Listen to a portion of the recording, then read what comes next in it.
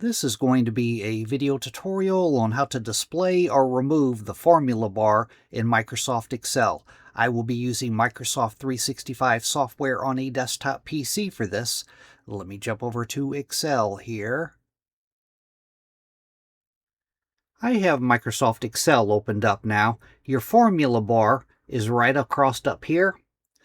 To display it, as you can see, mine is currently being displayed, but to display it or remove it, you want to go up to the top up here, up to the View tab, click on View, and then in the Show area here, you can see you have Ruler, Grid Lines, Formula Bar. As you can see, there's a checkbox in my Formula Bar area. That means it's being displayed. If I uncheck it, now my Formula Bar is gone.